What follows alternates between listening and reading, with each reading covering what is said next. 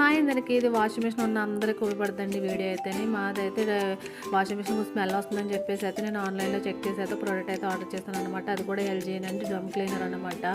ఇదైతే మనకి powder type ఉందండి. నేనైతే ఒక ప్యాకెట్ నింపేసి అయితే నేనైతే వేస్తున్నాను. చూడండి, చూపిస్తాను ఎలా ఉందో. మనకి షుగర్ టైప్లో అలాగ ఉన్నదన్నమాట.